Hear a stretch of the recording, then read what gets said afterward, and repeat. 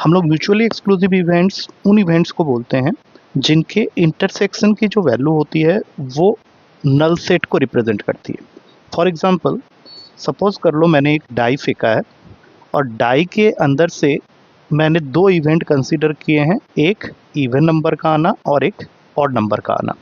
तो डाई के ऊपर जो हमारा सैंपल स्पेस होता है, जब हम एक सिंगल डाई को फेंकते हैं तो वी गेट 1 2 3 4 5 एंड 6। तो इसमें से इवन नंबर हो गए तो हमारे 2 4 एंड 6, और ऑड नंबर की अगर बात करें तो वो हो गया 1 3 एंड 5। तो अगर मैं तुम्हें ये बोलूँ कि I need A intersection B, that means एक ऐसा नंबर जो दोनों इवन और ऑड भी हों, तो तुम बोलोगे सर ऐसा तो कोई नंबर एग्जिस्ट ही नहीं करता है, तो उसको हम लोग रिप्रेजेंट करते हैं 5 से। तो अगर मैं इस क्वेश्चन को ये बना के तुमसे पूछूं कि what is the probability of getting a number which is both even and odd in a single throw of a die, तो तुम्हारा आंसर हो जाएगा 0।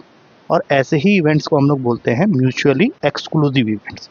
म्यूचुअली एग्जॉस्टिव इवेंट्स क्या होता है, इसको समझने के लिए भी मैं एक डाई का ही एग्जांपल ले रहा हूँ। सपोज कर लो हमने एक डाई को फेंका है और एक डाई को फेंका है, तो ऑब्वियस सी बात है कि उसके अंदर जो सैंपल पॉइंट्स होंगे 1 से लेके 6 तक होंगे। अब इसके अंदर से मैं दो इवेंट कंसीडर करता हूँ, ए एंड बी, जिसमें ए इवेंट कहता है कि I should get a number greater than 3 और बी कहता है I should get a number less than 5। तो अगर मैं ए इवेंट के बारे में लिखूं तो ग्रेटर देन 3 में हमारे पास में डाई के ऊपर नंबर मिलेंगे 4 5 एंड 6, और लेस देन 5 में डाई के ऊपर में हमें नंबर मिलेंगे 1 2 3 एंड 4। तो म्यूचुअली एग्जॉस्टिव इवेंट्स में होता ये है कि अगर मैं ए और बी को यूनियन कर दूं तो मुझे पूरा का पूरा सैंपल स्पेस ही मिल जाएगा। That means I will be getting all this 1 2 3 4 5 and 6। तो इसका मतलब क्या हुआ कि जिन दो इवेंट्स के यूनियन को सैंपल स्पेस हमें वापस मिल रहा है, या हमें ये कह लें कि पी ए यूनियन बी करने पे मुझे 1 मिल जाएगा, those two events are known as mutually exhaustive events, जो दोनों की प्रॉपर्टी को सेटिस्फाई करें। तो अब ये कौन से हैं, तो इसके लिए मैं फिर से एक बार हमारे फर्स्ट एग्जांपल में चले जाऊंगा। इस हमने एक डाई फेंका है और सैंपल स्पेस में हमें मिलने वाला है 1 2 3 4 5 एंड 6। तो अगर मैं फिर से एक बार ए और बी दो इवेंट्स ले लूं, ए का मतलब है कि I need a even number और बी का मतलब है I need an odd number.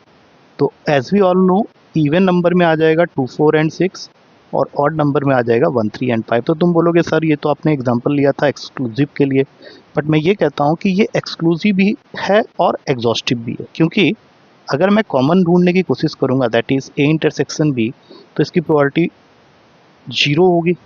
Intersection 5 होगा तो प्रोबेबिलिटी 0 होगी। लेकिन अगर मैं ए यूनियन बी करता हूँ तो ए यूनियन बी, देखो इसके अंदर सारे के सारे सैंपल स्पेस के एलिमेंट आ जा रहे हैं, मतलब पी ए यूनियन बी जो है मेरा इस केस में इक्वल होगा 1 के। और वो क्यों हो रहा है, because it is equals to P A plus P B.